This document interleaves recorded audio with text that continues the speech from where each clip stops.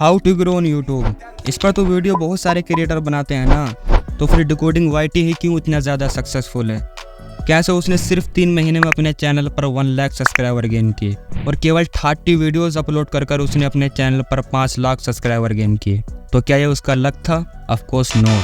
तो सवाल ये आता है, डिकोडिंग वाईटी इतना ज़्यादा ग्रो हुआ कैसे? डिकोडिंग वाईटी के चैनल को स्टडी करने के बाद मुझे पता चला उसके पास 4 स्टेप फार्मूला है जिसे वो अपने 90% वीडियोस में यूज़ करता है। और लास्ट वाला फार्मूला तो ऐसा है, मैं लिख के देता हूँ, इसके बिना तो डिकोडिंग वाईटी कभी ग्रो कर ही नहीं पाता। तो आप भी अगर डिकोडिंग वाईटी की तरह अपने चैनल को ग्रो करना चाहते हैं तो इस वीडियो को लास्ट तक ज़रूर देखें। अगर आप ध्यान से देखोगे तो डिकोडिंग वाईटी ने अपने 90% थंबनेल्स में सिर्फ 3 ही कलर का यूज़ क्यों किया है? Red, black and green. क्या ये कलर डिकोडिंग वाईटी के फेवरेट है? Of course no. आसान भाषा में समझो तो डिकोडिंग वाईटी की ऑडियंस को ऐसे थंबनेल्स की आदत सी हो गई है। डेट मीन्स तुमने कभी डिकोडिंग वाईटी के red, black and green thumbnails पर क्लिक किया और तुमको देखने मिला एक अच्छा वीडियो। अब नेक्स्ट टाइम जब यूट्यूब तुम्हें इसी तरह के थंबनेल्स की वीडियो को रिकमेंड करेगा तो तुम्हारा डिसीजन टाइम रिड्यूस होगा और तुम उस वीडियो पर क्लिक कर दोगे।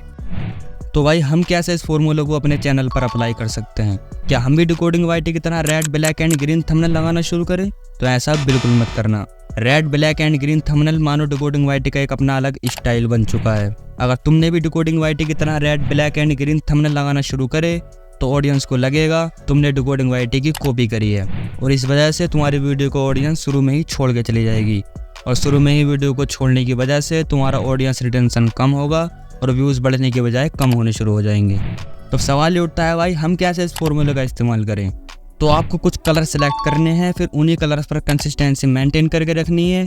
इससे तुम्हारे थंबनेल्स का अपना एक अलग स्टाइल बनेगा और जब ऑडियंस एक बार तुम्हारे वीडियो को देख लेगी, फिर नेक्स्ट टाइम जब यूट्यूब उसी तरह के थंबनेल्स को रिकमेंड करेगा तो ऑडियंस समझ जाएगी कि वो आपका वीडियो है। तो अब बात करते हैं स्टेप 2 की। देखो, अगर तुम्हारा इंट्रो ही अच्छा नहीं है तो फिर तुम्हारे थंबनेल से क्या फ़ायदा? अगर तुम एक यूट्यूबर हो तो तुम्हें इतना तो पता ही होगा कि वीडियो के फर्स्ट 30 सेकंड में व्यूवर्स की अटेंशन ग्रिप करना कितना ज़्यादा इंपॉर्टेंट है।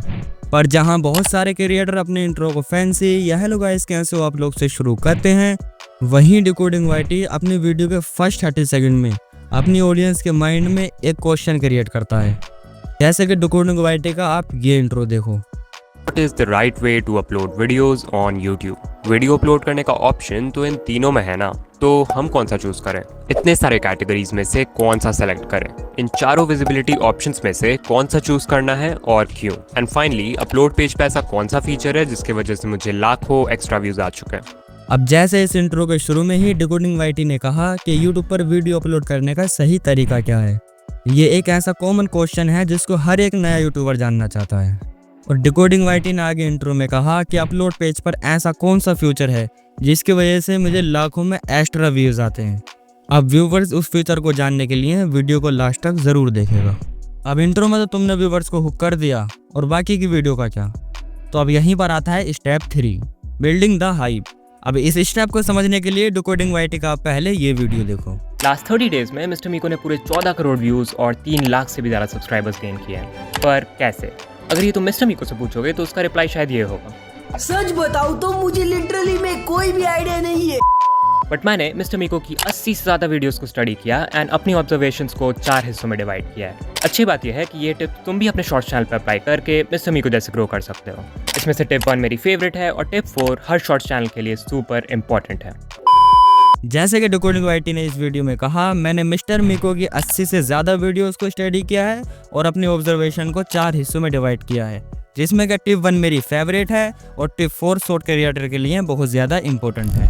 अब डिकोडिंग वाईटी ने ऐसा कह के अपने व्यूवर्स के दिमाग में एक सस्पेंस क्रिएट किया कि डिकोडिंग वाईटी की फेवरेट टिप क्या है और टिप 4 शॉर्ट क्रिएटर के लिए इतनी ज़्यादा इंपॉर्टेंट क्यों है। अब आते हैं सबसे ज़्यादा इंपॉर्टेंट स्टेप पर, जिसके बिना डिकोडिंग वाईटी कभी ग्रो कर ही नहीं पाता। Step 4, genuine content. मुझे याद है डिकोडिंग वाईटी जब यूट्यूब पर नहीं था तो शायद ही कोई ऐसा क्रिएटर था जो how to grow on YouTube वाली नीश में एक्चुअल में प्रैक्टिकल वीडियोस बनाता था। कोई कहता था अपने वीडियोस को अच्छे से एडिट करो, कोई कहता था प्रोफेशनल वॉइस रिकॉर्ड करो, कोई कहता था अपना वॉच टाइम बढ़ा लो, लेकिन ये कोई नहीं बताता था ये सब करना कैसे है। फिर आता है अपना डिकोडिंग वाईटी, जिसने एक्चुअल में प्रैक्टिकल वीडियोस बनाकर दिखाई कि अपना वॉइस अच्छे से रिकॉर्ड कैसे करें, बड़े यूट्यूबर अपना वॉच टाइम कैसे बढ़ाते हैं और अपने वीडियोस को अच्छे से एडिट कैसे करें।